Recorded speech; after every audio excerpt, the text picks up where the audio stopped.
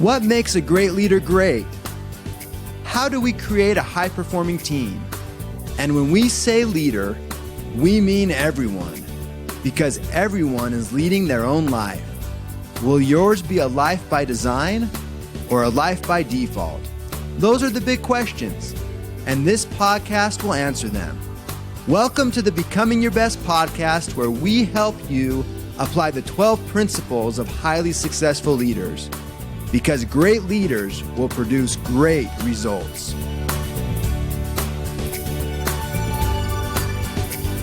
Welcome to all of our podcast listeners, wherever you may be in the world today. This is your host, Steve Schallenberger, with Becoming Your Best, and we are delighted to have a special guest with us today. He's been on the Forbes 30 Under 30 list and is the founder of Chamber Media. Welcome, Travis Chambers.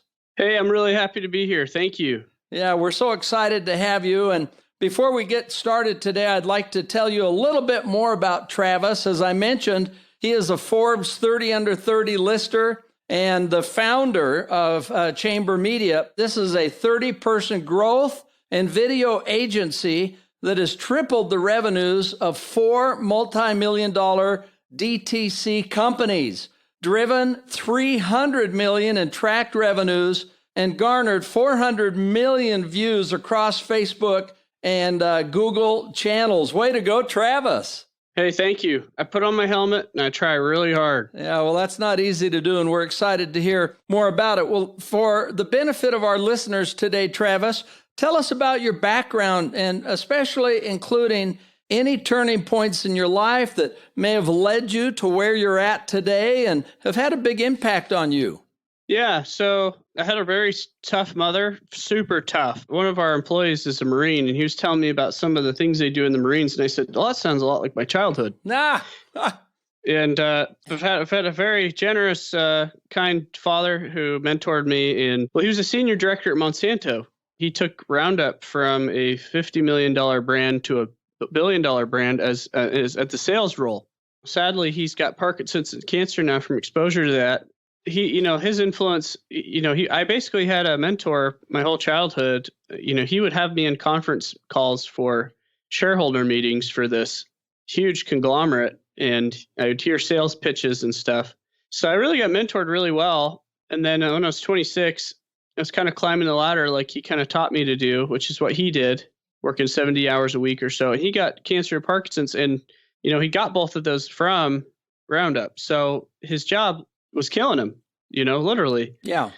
I had a daughter around that point, and that's when I said, you know what, I'm going to stop climbing this ladder and I'm going to go build one and make this ladder how I want. So that was 6 years ago. It was the first time I told him, hey, Dad, I really think entrepreneurship's my way to go. And he said, you know what, son? He's like, I never wanted to guide you that way, but now just looking at what's happened to me and what I've gone through, I think that's the way to go. So, I had a lot of that kind of privilege in that regard.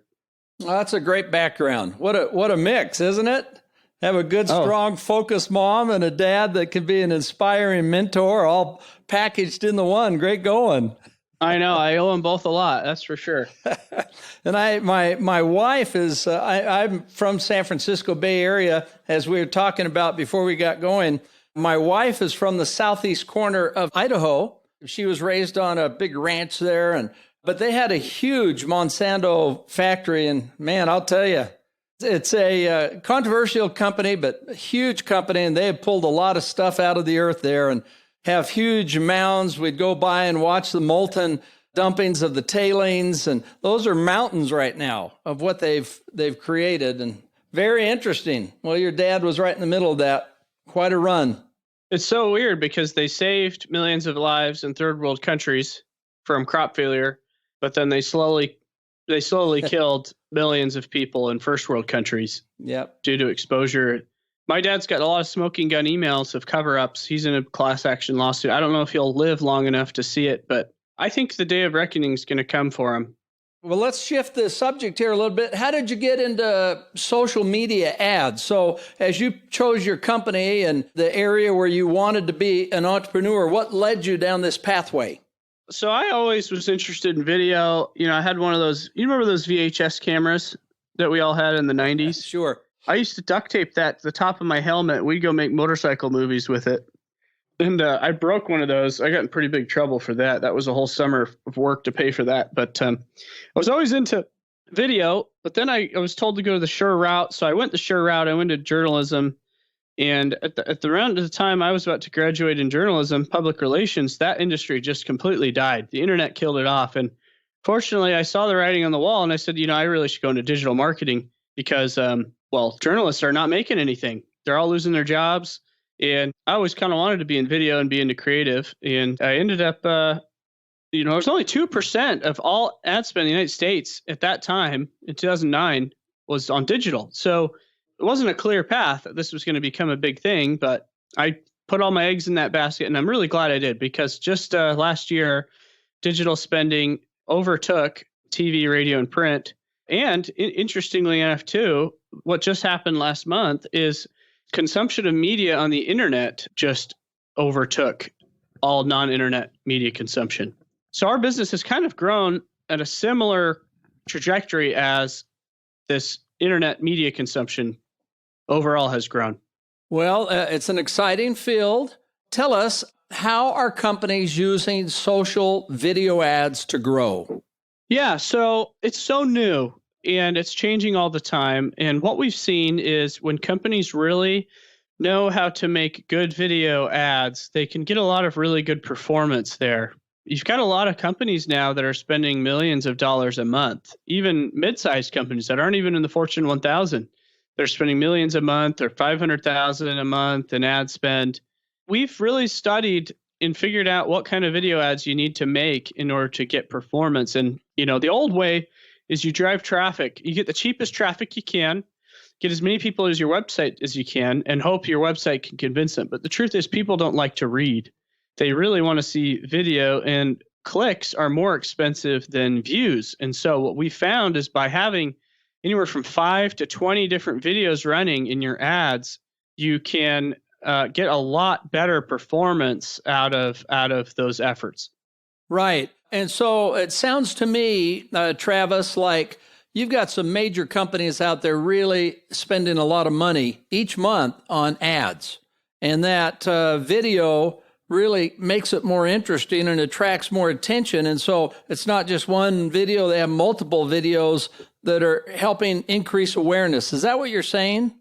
Yeah, and I can kind of put some numbers to this. This is not theoretical. So Mr. Cool is a do-it-yourself AC unit.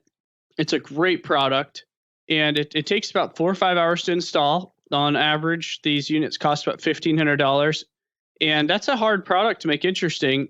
And we made some videos, really funny, entertaining, fast-paced videos, and we were able to take them from 10 million a year all the way to 40 million a year, and probably taking them to 60 or 70 million this year in our third year. We took a supplement company called Transparent Labs. Once again, very flooded, saturated market in the supplement space. We took them from 2 million a year to 12 million a year, 2 years in a row now. And we've got dozens and dozens of those case studies. And what's so interesting about those two examples is they didn't have really any other significant marketing efforts other than our video ads.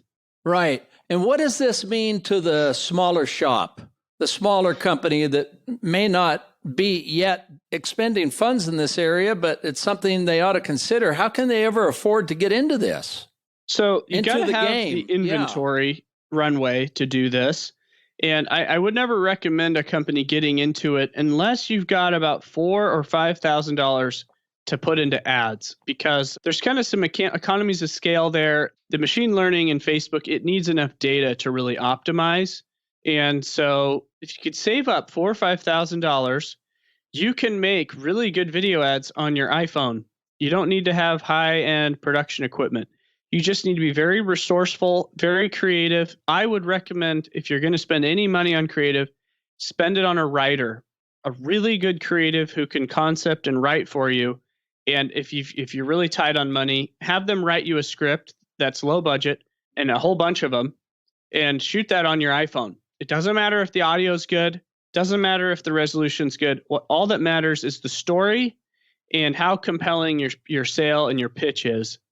and then go and run those ads. And if you've got a good product, if your website is structured correctly to convert, you've got a pretty good chance at being able to start getting that going. You may not be profitable at first, but if you can get your money back, you can reinvest that and continue to grow that effort.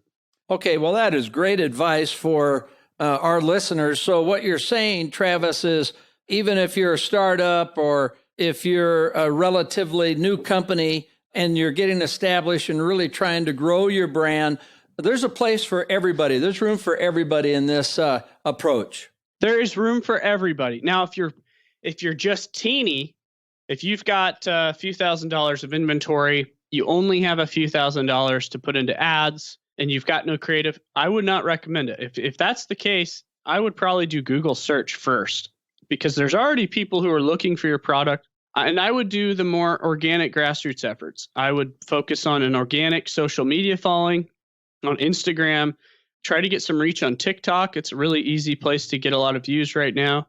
YouTube channel, do some trade shows. If you got to go do some, markets, hit the pavement and really grind it out. Because I just talked to a company a week ago. They make lotions and candles and stuff. And I'm telling you, they're doing about $400,000 a year in revenue just traveling with some shows. Yeah. And now they've got money to do Facebook ads because they have grinded it out the same way that it's always worked. I mean, the founder of Red Bull, he went to events and trade shows himself for a whole year and a half before he started to really get anywhere. So you've got to start somewhere, and you got to have at least enough money to have the inventory and ad spend to really give it a good effort. Because if you've only got a few $1,000s, you run a really high risk of not getting enough money back and not getting enough optimization going, where you could just kind of lose a few $1,000s. Yeah, so you want to have enough momentum to really make that work. I love your advice, Travis. That's great. That's going to give a good starting point for anyone. And so what's a good budget to sustain? I know it depends on the size of the company, but say someone's getting into this $5,000 a month, or is that $5,000 seed money to get going and then reinvest? Or how would you approach this? Presuming you have the inventory and some funding. So you mean as far as how do you get started? Yeah, sure. Yeah. So I would take $5,000 to $10,000, give yourself 4 to 6 weeks. Give yourself 4 to 6 weeks to use that money. So you'll be spending about somewhere between $300 and $600 a day. Make sure your website is converting very well. Make sure you've got at least a 2 or 3% conversion rate on your website, and that I would highly recommend paying a CRO consultant to kind of let you know that your site's good enough where it can perform. And then, all right, tell our listeners what CRO is. CRO is conversion rate optimization. Awesome. Okay. So hire a consultant to really evaluate your website. Make sure it's converting well. You need to have a good email drip sequence for all of your customers that come through. And then you need to have whatever you're spending in ad spend, you need to have 2 to 3 times that ready in inventory. So if you're going to spend $10,000 on ads, you need to have $30,000 worth of inventory ready, because the industry standard for conversions when your ads are working is about a 3-to-1. So for every dollar you spend, you get about $3 back. If you can do that and you've got more than a 50 or 60% profit margin on your product, then you're in a good scenario, and you've got a pretty good shot at doing that well. Now, if it's not working out for you in the first few $1,000s, that means that you need to work more on your targeting, or you need to work more on your creative. Another thing that's very helpful too is if you start out with an email list of at least 1,000 people who are customers. That will feed Facebook's engine faster than about anything else that you could do. Okay, awesome. And just a couple of quick questions. One is, you talked about how important it is to have good copy and a good writer. Where would you recommend that they find that? And then I'd like to get to the services that your company provides in just a moment, but you mentioned that a few moments ago, and recommendations on that and the CRO. Yes, you said copy, correct? Yes, copy, right. You said One of the first things to do is have a good writer, for good copy, and then from that you can create, I presume, your videos or whatever. Yeah, that's the most expensive thing in creative. It's people really get caught up in the production equipment when it comes to making things. For some reason, they want it, they think, oh, I can't do this because I don't have the equipment. Well, you know what? There's something very big that happened about 15 years ago called the DSLR. That's these cameras that came out, because 40 years ago, Spielberg and all those guys, they were all shooting on film. George Lucas was one of the first to shoot on digital. And now about 95% of feature films are shot on digital, on cameras that cost far less, and on a post-production process that costs probably 10% of what it costs to produce film. So the truth is the smartphone that you have in your pocket, right? The iPhone 10, iPhone 9, iPhone 8, iPhone 7, you've got probably a more powerful device here than a lot of movies have been shot on. Yeah, wow. Apple has got a team of 400 engineers who work around the clock just tuning the coloration of this camera that you have in your pocket. So you can make, and most of these iPhones have a 4K resolution option as well. So invest in writing before you invest in any type of camera equipment or anything in that. You can get a lighting setup on Amazon for $150. You get a couple of these pop-up lights. It's just a light bulb with a little filter on a box. That's all you need. If you've got good lighting and an iPhone, invest in writing. And if you've got a really good creative, a really good writer, there's a lot of really good ones out there. For a couple $1,000s, you can get them to work for anywhere from 2 to 5 days on just creating concepts for you. And you can also go on Upwork too. There's people overseas who can make content too for really cheap. So that's another option to get creative for your ads as well if you don't want to do it yourself. Travis, what's your recommendation where you can find these talented writers? I would look on Upwork. Another one is to look in your community. Go on Facebook and look up filmmakers groups. For example, we're in Utah, and there's a Utah filmmakers group there, and there's tens of thousands of people in that group. Now, not every area has resources like that, but if you go in there and you say, hey, I'm looking for writers, this is what I'm paying, then you can kind of go through and evaluate a lot of those people. But yeah, you can look on Upwork. They've got ratings there of ad writers. So there's all sorts of different ways to find good writers and creatives. Okay, well, tell us just for a moment what your firm provides. So we make social video ads that are very scalable, and we do ad buying as well. So we've done over 100 anchor videos. Those are large production videos like Dollar Shave Club style videos. But then we also have a team that makes monthly video content, really premium content from kind of like live action BuzzFeed style stuff. So unboxings, product demos, side-by-side comparisons, testimonials, all the things that you need to really get an ad count to perform. What's happening right now is Facebook ads are getting more expensive, and the targeting is getting easier and easier over time because of Facebook's AI that they've built. What that means is creative has to be really good now to get performance. And that's the quickest way to win. And we took every single ad that we've made over the last 6 years, and we put it into a library called the Brain, and we categorized it by its performance and what type of ad it is. And we have been able to name about 100 different types of ads. So we can look at an account and we can basically diagnose what kind of creative is missing, what kind of creative needs to be there, and then go and make that on a monthly iterative basis. So that's what we are. We're half film studio, half ad buyers. Okay. All right. Great. And they can go to your website and you kind of help them get going, don't you? Yes, indeed. Yes, we work with companies of almost all sizes. So we've got pretty much something for everybody. Okay, so as companies and groups start investing in this type of an effort, what does the future hold for social video ads? What are the legs? Like, where do you see this going? So I think in about 5 to 7 years, you're going to get to the point where you can run ads almost at the push of a button. You'll upload an email list and you'll push a button, and Facebook and Google will do everything for you. So I think that the role of an ad buyer is going to change dramatically in the future. And the reason is because YouTube and Facebook, they want it to be as simple as possible for companies to advertise.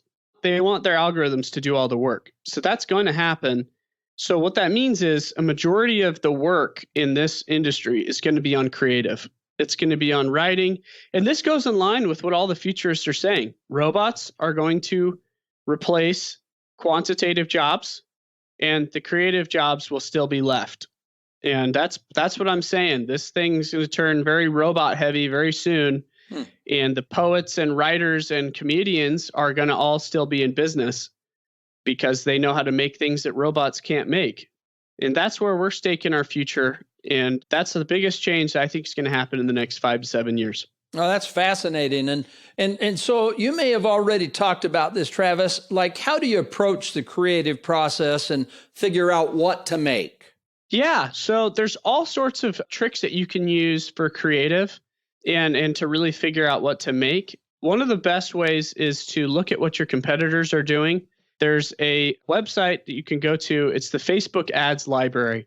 If you just go on Google and you look up Facebook Ads Library, you can go search all of your competitors and see what kind of ads they're running and run an analysis on that. You can't really see what ads are working, but the truth is if they're running ads, there's a good chance that they're working. And so you can kind of analyze and decide what to make. But as a general rule, we have found that there are 7 foundational ads that almost every account should have. And I'm going to go ahead and pull those up. Yeah, great. If you want, I can kind of go through what those ads are. Yeah, super. That'd be wonderful. So I'm going to list these out really quick. And then if you want, I can kind of dive into what these are. Okay. So you've got a spokesperson anchor video. Number 2 is a product demo. Number 3 is social proof. Number 4 is closer ads.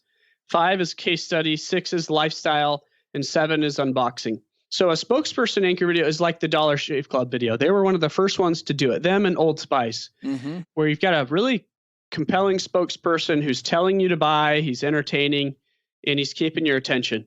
The next one is the product demo. This one's pretty self-explanatory, I think. I'd say side-by-side comparisons is usually the most powerful type of ad. And in each of these buckets, there's a good 10 to 20 different types of ads you can make within these. 3 is social proof. This is where you're putting together all of the press features, any customer reviews, your star rating, anything you can have that really validates and gives you credibility. You want to put this into this ad. 4 is the closer ad. So you want to have an ad that's for people who went to the checkout cart and they bounced. So like a reminder ad, you may want to run discounts with a closer ad. You may want to run a progressive discount. 10% at 7 days, 15% at 14 days, 20% at 21 days. If they haven't bought after 20 days, it means they're on the fence. Might as well get them in the door. The 5th one is a case study. So this is showing before and afters, showing success stories of how this has worked for people. 6 is lifestyle. This is beautiful stuff. So lifestyle, think about what a Prada or a Gucci would run. This is like beautiful. This is what life you live. This is the identity you have, yada, yada, yada. Yep. And then 7th is unboxing. And that one is showing the product showing up at the door, showing you opening it, trying it on, using it, whatever. And those are the 7 foundational ad categories that we have found every account pretty much should probably have.